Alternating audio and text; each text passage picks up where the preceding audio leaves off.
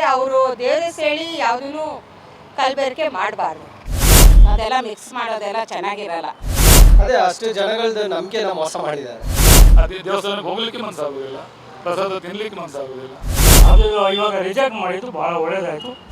ಏನೆಲ್ಲ ಸ್ಕ್ಯಾಮ್ ನಡೆದಿದೆ ಅದಕ್ಕೆ ತಕ್ಕಂಗೆ ಶಿಕ್ಷೆ ಆಗಲೇಬೇಕು.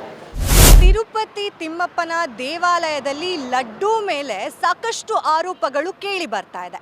ಈ ಹಿಂದೆ ಶಾಸಕಾಂಗ ಸಭೆಯಲ್ಲಿ ಖುದ್ದಾಗಿ ಚಂದ್ರಬಾಬು ನಾಯ್ಡು ಅವರು ಲಡ್ಡೂನಲ್ಲಿ ದನದ ಕೊಬ್ಬು ಹಾಗೆ ಫಿಶ್ ಆಯಿಲ್ ಮಿಕ್ಸ್ ಆಗಿದೆ ಅಂತ ಹೇಳಿ ಒಂದು ಹೇಳಿಕೆನ ಕೊಟ್ಟಿದ್ರು. ಆ ಹೇಳಿಕೆ ಆಂಧ್ರ ಪ್ರದೇಶದಲ್ಲಿ ಒಂದು ಸಂಚಲನನೇ ಮೂಡಿಸ್ಬಿಟ್ಟಿದೆ.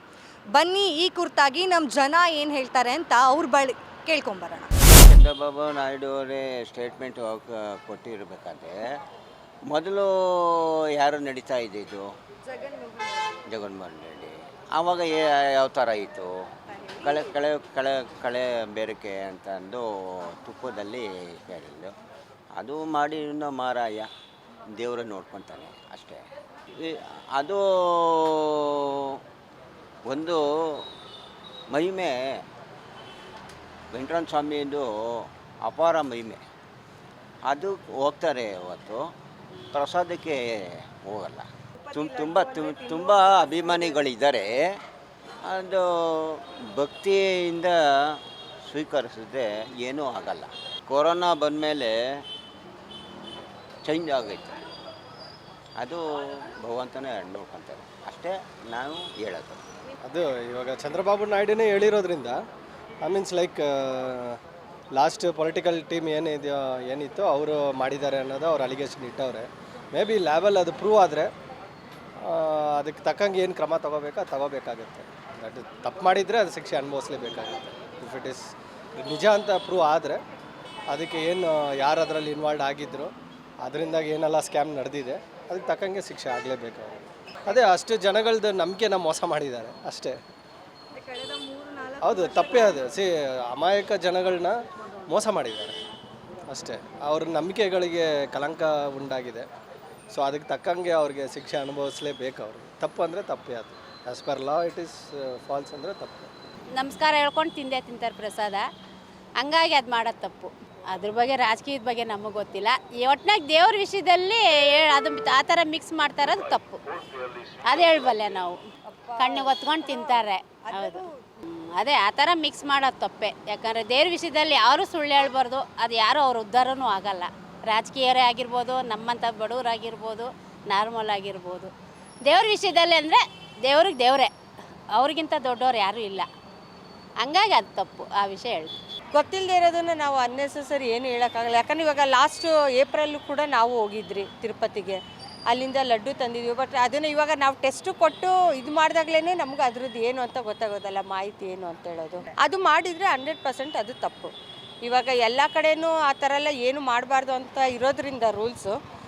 ಅದರಲ್ಲಿ ಏನೇ ಒಂದು ಪಾಯಿಂಟ್ ಇದು ಮಾಡಿದ್ರು ಕೂಡ ಎಲ್ಲನೂ ತಪ್ಪೇ ಅದಾಗೋದು. ದೇವ್ರು ಮಾಡಿದ್ರು ಅಷ್ಟೇ, ಮನುಷ್ಯರು ಮಾಡಿದ್ರು ಅಷ್ಟೇ, ಎಲ್ಲಿ ಮಾಡಿದ್ರು. ಅದರಲ್ಲಿ ಆ ಥರ ತಿರುಪತಿ ಅಂತ ಜಾಗದಲ್ಲಿ ಮಾಡಿದಾಗಂತೂ ಅದು ತುಂಬಾ ಇದು ಪ್ರಾಬ್ಲಮ್ಮು. ಹೌದು, ಇವಾಗ ನಾವು ಮೊನ್ನೆ ಹೋದಾಗ ಸುಮಾರು ಒಂದು ಹೆಚ್ಚು ಕಮ್ಮಿ ಒಂದು 250-300 ಲಡ್ಡು ತೊಗೊಂಬಂದ್ರಿ. ನಾವು ಎಂಟೇ ಫ್ಯಾಮಿಲಿ ಹೋದಾಗ 250-300 ಲಡ್ಡು ತೊಗೊಂಬಂದ್ವಿ. ಎಲ್ಲರೂ ಒಂದು 5-5 ಪೀಸು 6-6 ಪೀಸು ಹಿಂಗೆಲ್ಲ ಸುಮಾರು ನಾವು 2-3 ಬಸ್ಸಲ್ಲಿ ಹೋಗಿದ್ರಿ. ಅಷ್ಟು ಜನನೂ ತೊಗೊಂಬಂದ್ರಿ.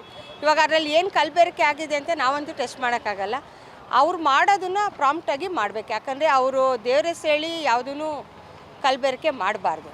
ಅದು ಮಾಡ್ತಾ ಇರೋದು ಅಂತ ನೋಡಿದವ್ರಿಗೆ ಮಾತ್ರ ಗೊತ್ತಿರುತ್ತೆ. ನೋಡದೇ ಇರೋರ್ಗೆ ಏನೂ ಗೊತ್ತಿರಲ್ಲ. ಅದು ನೋಡಿರೋರು ಮತ್ತು ಮಾಡಿರೋರ್ಗಿಬ್ಬರಿಗೆ ಅದರದ್ದು ಪರಿಣಾಮ ಏನು ಅಂತ ಗೊತ್ತದೆ. ಅವರಿಬ್ಬರನ್ನೇ ನಿಲ್ಲಿಸಿ ಸತ್ಯ ಏನು ಅಂತ ತಿರುಪತಿ ವೆಂಕಟೇಶ್ವರ ಸ್ವಾಮಿನೇ ಕೇಳಬೇಕು ಹೊರತು ಬೇರೆ ಯಾರನ್ನೂ ಕೇಳೋಕ್ಕಾಗಲ್ಲ. ಇಲ್ಲಾಂದರೆ ನೀವು ಹೇಳಿದ ಪ್ರಕಾರ, ನಾವು ಅಂದ್ಕೊಳ್ಳೋ ಪ್ರಕಾರ ಲ್ಯಾಬ್ ರಿಪೋರ್ಟಿಂದ ಅದು ನಾವು ಏನು ಮಾಹಿತಿ ತೊಗೊಂಡು ಅದನ್ನು ಅಲ್ಲಿಗೆ ಬ್ಯಾನ್ ಮಾಡಬೇಕು. ಇವಾಗಿರೋ ಸರ್ಕಾರನೂ ಅಟ್ಲೀಸ್ಟ್ ಅದನ್ನು ಒಳ್ಳೆ ರೀತಿಯಲ್ಲಿ ಜಾರಿಯಲ್ಲಿ ನಡೆಸ್ಕೊಂಡು ಹೋಗಬೇಕು. ನಂದಿನಿ ತುಪ್ಪದಲ್ಲಿ ಆ ಥರ ಮಾಡೋಕ್ಕೋದ್ರೆ ಯಾವುದೇ ಇದು ನೆಗೆಟಿವ್ ಥಾಟ್ ಏನೂ ಮಾಡೋಂಗಿಲ್ಲ. ಯಾಕಂದರೆ ಅದು ನಮ್ಮ ಕರ್ನಾಟಕ ಸರ್ಕಾರದಲ್ಲಿ ನಮಗೆ ಏನು ನಂದಿನಿಗೆ ತುಂಬ ಪ್ರಾಮುಖ್ಯತೆ ಕೊಟ್ಟಿದ್ದಾರೆ. ಅದರಲ್ಲಿ ಯಾವುದೇ ಕಲಬೆರಕೆಗಳಿಲ್ಲ. ಪ್ರತಿಯೊಂದು ನಮ್ಮ ಕರ್ನಾಟಕ ಸರ್ಕಾರದಲ್ಲಿ, ಕರ್ನಾಟಕ ರಾಜ್ಯದಲ್ಲಿ ಎಲ್ಲ ಕಡೆಗೂ ಹಾಲು ಉತ್ಪನ್ನ ಎಲ್ಲ ಪ್ರತಿಯೊಂದು ಹಳ್ಳಿಯಲ್ಲೂ ಇದೆ. ನಮ್ಮದು ಕೂಡ ಹೊಸದುರ್ಗ ತಾಲೂಕು ಕೋಡಿಹಳ್ಳಿ ಕೂಡ ನಮ್ಮದು ಒಂದು ಹಾಲಿನ ಘಟಕ ಒಂದು ಇದೆ. ಆಯಿತಾ. ಅದರಲ್ಲಿ ನಾವು ಹಾಲು ಡೈರಿ, ನಮ್ಮದು ಡೈರಿ ಇದೆ, ಡೈರಿಯಲ್ಲಿ ಸಹ ನಾವು ಹಾಲು ಇದು ಮಾಡ್ತೀವಿ. ಬಟ್ ನಾವು ಇಲ್ಲಿಂದ ಕೊಡುವಾಗ ಅದು ಹಾಲಾಗಿಯೇ ಹೋಗುತ್ತಲ್ಲ, ಅದು ಹಸು ಹಾಲು ಎಮ್ಮೆ ಹಾಲು ಎಲ್ಲ ಒಟ್ಟಿಗೆ ಹೋಗೋದ್ರಿಂದ ನಮ್ದು ಅಲ್ಲಿ ಯಾವುದೇ ಥರ ಕಲಬೆರಕೆ ಇರೋದಿಲ್ಲ. ಬಟ್ ನಂದಿನಿಯಲ್ಲಿ ಯಾವುದೇ ಥರ ಆ ಥರ ಕಲಬೆರಕೆ ಆಗೋದಕ್ಕೆ ಸಾಧ್ಯ ಇಲ್ಲ ಅಂತ ನನ್ನ ಒಪಿನಿಯನ್. ಇವತ್ತುವರೆಗೂ ಇಷ್ಟು ವರ್ಷವರೆಗೂ ಯಾವುದು ಕಲಬೆರಕೆ ಇಲ್ಲ. ಅದರಲ್ಲಿ ಏನಾದ್ರು ಮಿಸ್ಟೇಕ್ ಮಾಡಿದರೆ ಅಲ್ಲಿ ಯಾರು ವರ್ಕರ್ ಇರ್ತಾರೋ ಅವ್ರ ಕಡೆಯಿಂದ ಪ್ರಾಬ್ಲಮ್ ಹೊರತು ರೈತರ ಕಡೆಯಿಂದ ಆಗಲಿ ಇಲ್ಲಿಂದ ನಾವು ಕಳಿಸ್ತೀವಲ್ಲ, ಯಾಕಂದರೆ ನಮ್ಮದೇ ಇರೋದ್ರಿಂದ ನಾವು ಅದ್ರ ಬಗ್ಗೆ ಮಾತಾಡ್ಬೋದು. ನಮ್ಮ ಕಡೆಯಿಂದಾಗಲಿ ಯಾವುದೇ ಇದಿಲ್ಲ. ನಾವು ಒಂದು ಫ್ಯಾಟು ಕೂಡ ಬರೀ 3 ಫ್ಯಾಟ್ ಬಂದರೂ ಕೂಡ ನಾವು ಹಾಲು ತೊಗೊಳ್ಳಲ್ಲ, ರಿಜೆಕ್ಟ್ ಮಾಡಿ ಕಳಿಸ್ತೀವಿ. ಆ ಥರ ಇರುವಾಗ ಇವಾಗ ಫ್ಯಾಟ್ಗಳ ಮೇಲೂ ಎಲ್ಲ ಜನ ರೇಟು ಜಾಸ್ತಿ ಮಾಡಿದ್ದಾರೆ ಸರ್ಕಾರ, ಪ್ರತಿಯೊಂದು ಎಲ್ಲ ಜಾಸ್ತಿ ಇರೋದ್ರಿಂದ ಫ್ಯಾಟ್ ಇವಾಗ ಅಬೌವ್ 3.5 ಇದ್ದರೆ ಮಾತ್ರ ನಾವು ತೊಗೊತೀವಿ. ಅದಕ್ಕಿಂತ ಕಮ್ಮಿ ಇರೋದನ್ನು ತೊಗೊಳ್ಳೋದಿಲ್ಲ. ಎಲ್ಲೋ ಒಂದೊಂದು 1 ಲೀಟ್ರ್ 2 ಲೀಟ್ರ್ ಆ ಥರ ಇದ್ದಾಗ ಮತ್ತೆ ಅದು ರಿಜೆಕ್ಟ್ ಮಾಡೋಕ್ಕಾಗಲ್ಲ ಅನ್ನೋ ಒಂದು ಉದ್ದೇಶದಿಂದ ತೊಗೊಬೋದು. ಇವಾಗ ಒಂದು 2 ಕ್ಯಾನ್ 3 ಕ್ಯಾನ್ ಹಾಲಾದಾಗ ಅದರಲ್ಲಿ 1 ಲೀಟ್ರದ್ದು 3 ಅಷ್ಟೇ. ಏನಂದರೆ ಒಂದು ಪಾಯಿಂಟ್ ಯಾವಾಗಲೂ ಎಮ್ಮೆ ಆಗಲಿ ಹಸು ಆಗಲಿ ಯಾವಾಗಲೂ ಒಂದೇ ಥರ ಕೊಡತ್ತೆ ಅನ್ನೋಕ್ಕಾಗಲ್ಲ, ಬಿಸಿಲುಗಾಲ ಮತ್ತು ಹುಲ್ಲು ಸಿಕ್ಕಿರಲ್ಲ ಕರೆಕ್ಟಾಗಿ. ಆ ಥರ ಎಲ್ಲ ಆದಾಗ ನಾವು ಏನೇ ಇಂಟಿಗ್ರೇಟ್ ಹಾಕಿದ್ರೂ ಕೂಡ ಅದಕ್ಕೆ ಮೇವು ತುಂಬ ಮುಖ್ಯ ಇರೋದ್ರಿಂದ ನಮಗೆ ಗ್ರೀನ್ ಗ್ರಾಸಸ್ಸೇ ವೆರಿ ಇಂಪಾರ್ಟೆಂಟ್ ಅದರಲ್ಲೆಲ್ಲ. ಸೊ ಹಂಗಾಗಿ ನಾವು ನಂದಿನಿ ಬಗ್ಗೆ ಯಾವುದು ಮಾತಾಡೋದು ಸರಿಯಲ್ಲ ಅಂತ ನನ್ನ ಒಪಿನಿಯನ್. ಸರಿ ಇಲ್ಲ, ಅದು ತಪ್ಪಲ್ವಾ, ಹಂಗೆ ಮಾಡಬಾರ್ದಲ್ವ, ದೇವ್ರ ಪ್ರಸಾದ ಅಲ್ವಾ, ಹಂಗೆಲ್ಲ ಮಾಡ್ತಾರಾ? ಈಗ ಚಂದ್ರಬಾಬು ನಾಯ್ಡು ಸರಿ ಮಾಡ್ತಾಯಿದ್ದಾರೆ, ಈಗೆಲ್ಲ ಇದು ಮಾಡೋದೆಲ್ಲ ತಪ್ಪು, ಆದರೆ ದೇವ್ರ ಪ್ರಸಾದಕ್ಕೆ ಹಂಗೆಲ್ಲ ಮಾಡಬಾರ್ದು. ಈಗ ಚಂದ್ರಬಾಬು ನಾಯ್ಡು ಮಾಡ್ತಾರಲ್ಲ ಚೆನ್ನಾಗಿದೆ, ಅವರೆಲ್ಲ ಚೇಂಜ್ ಮಾಡ್ತಾಯಿದ್ದಾರೆ, ಗೊತ್ತಾಗ್ತಿದೆ. ಅದು ಎಷ್ಟೊಂದು ಜನ ಹೋಗ್ತಾ ಇರ್ತಾರೆ, ಕರ್ನಾಟಕದಿಂದ ಹೋಗ್ತಾರೆ, ಆಂಧ್ರದಿಂದ ಹೋಗ್ತಾರೆ. ಆದರೆ ಈ ಥರ ಲಡ್ಡುಗೆಲ್ಲ ಈ ಥರ ಪ್ರಸಾದಕ್ಕೆ ಮೋಸ ಮಾಡಬಾರ್ದಲ್ವಾ? ಯಾಕಂದರೆ ದೇವರು ಅಷ್ಟು ಸುಲಭವಾಗಿ ಯಾರನ್ನೂ ಬಿಡೋದಿಲ್ಲ. ಅಲ್ಲಿ ನೋಡ್ತಾ ಇರ್ತಾನೆ, ಒಂದ್ಸಲಿ ಅದುಮ್ತಾನೆ ಕೆಳಗಡೆಗೆ, ಗೊತ್ತಾ? ದೇವ್ರಿಗೆ ಮಾತ್ರ ಮೋಸ ಮಾಡಬಾರ್ದು.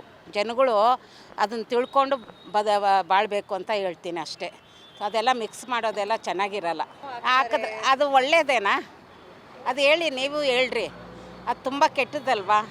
ಯಾಕೆ ಬೆಣ್ಣೆ ಎಲ್ಲ ಬರುತ್ತೆ, ತುಪ್ಪ ಮಾಡ್ತಾರೆ, ಹಸುಗಳದ್ದು ಬರುತ್ತಲ್ವ ನಂದಿನಿಯಲ್ಲಿ, ಅದನ್ನೇ ಯೂಸ್ ಮಾಡಿ ಕೊಡ್ಬೋದು. ಅವರು ಯಾರ್ಯಾರಿಗೋ ಏನೇನೋ ಮಾರ್ಕೊಳ್ಳೋದಕ್ಕೋಸ್ಕರ, ಅವ್ರಿಗೆ ಬೆನಿಫಿಟ್ಗೋಸ್ಕರ ಈ ಥರ ಎಲ್ಲ ಮಾಡ್ತಾರೆ ಅಷ್ಟೇ, ಬೇರೆ ಏನಕ್ಕೂ ಇಲ್ಲ. ಆದರೂ ದೇವ್ರಿಗೆ ಮಾತ್ರ ಆ ಥರ ಮಾಡಬಾರ್ದು, ತುಂಬ ತಪ್ಪು.